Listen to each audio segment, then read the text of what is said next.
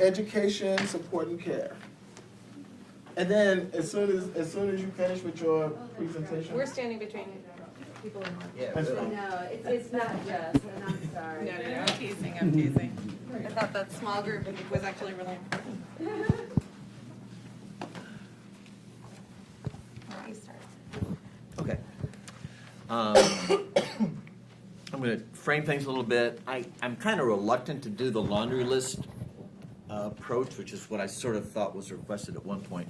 I'm going to make some general wish list about public education, and I've got a few policy prescriptions that I'll try to flag as we go. A little bit of background. When I came to the center, we inherited a box full of site visits that had been done with grassroots organizations around the country. We then did an updated set of interviews with like 60 community groups around the country to talk about what they were doing in terms of education. And then we had a chance for the Hewitt Foundation to do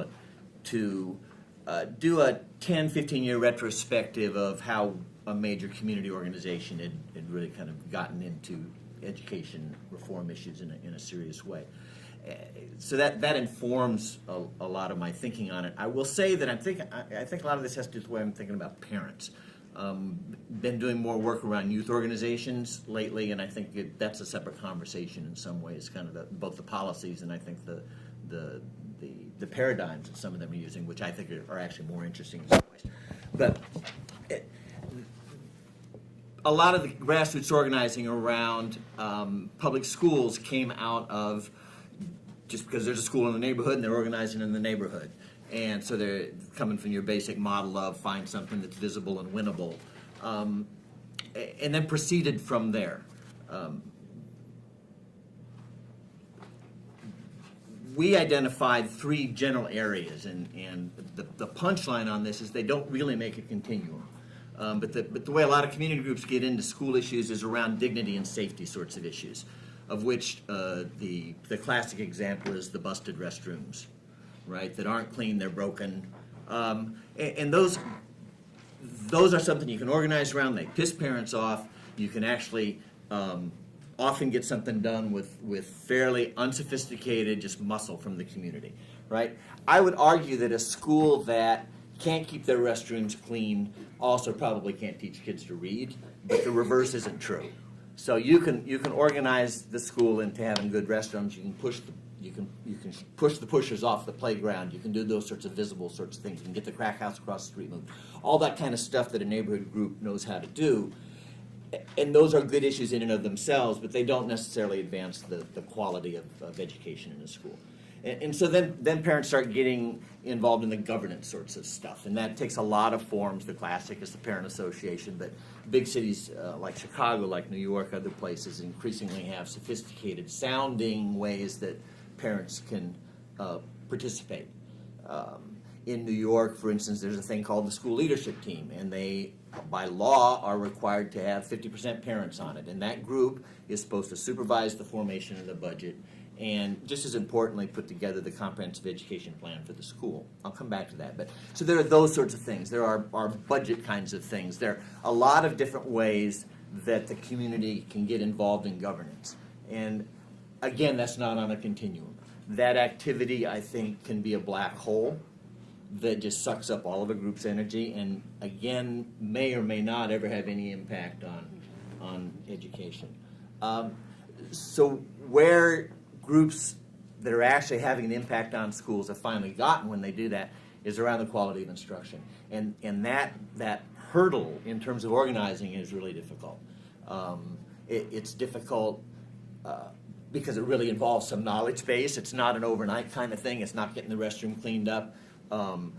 There are policies, and there's actually an expertise to teaching, we all hope, that doesn't automatically translate.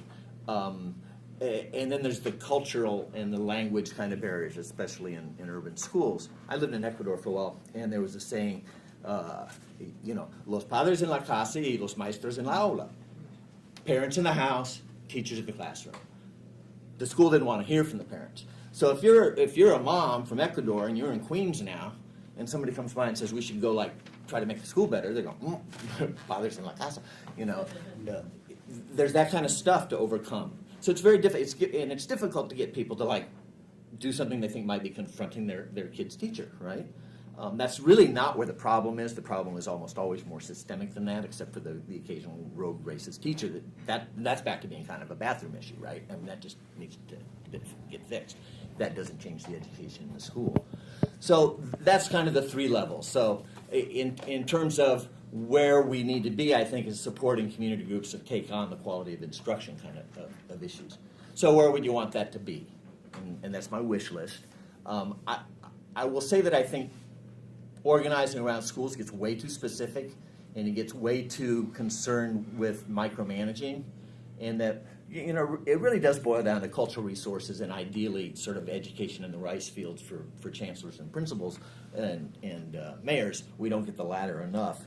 But if we want some specific policies, on my wish list is helping teachers learn how to use multiple teaching strategies to address and take advantage of the learning strengths and the multiple intelligences that kids bring to the issue and the particular challenges that each student brings.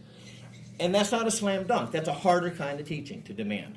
And we really need to figure out how to build the support and the accountability into the system to do that. And there's clearly implications on the other end of it for how do you assess what happens. And it's not standardized tests, obviously, right?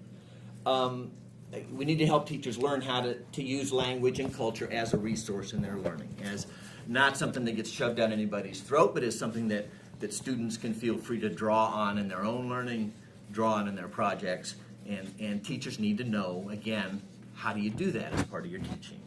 And finally, schools should really be seeing communities as not just the source of support for the bake sale, but also as another set of classrooms, so that parents and the rest of the community are seen as assets for teaching and to provide those multiple approaches to learning. That's broad kind of stuff, but if we were doing that, we would have a lot better schools.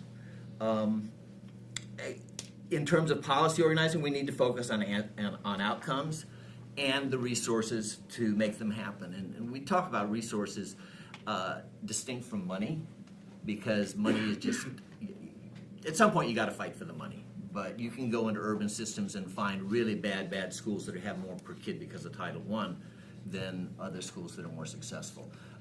But those are the schools that have the least experienced teachers and the least maintenance and all that sort of stuff. So more money in and of itself is kind of a dead end in terms of the discussion. It's what are we getting for our money?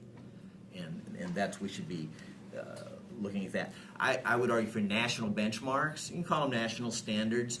The point is not to have anything that's enforced nationally, but to give communities across the country some way to compare what's happening in their school. I think given a decent set of national standards, communities will use those to hold policymakers accountable. And this may be one of those things that the time is right for that. I can't visualize we're ever going to get a set of national standards because the federal government isn't ready to really pay for those. But national benchmarks that have some expertise and some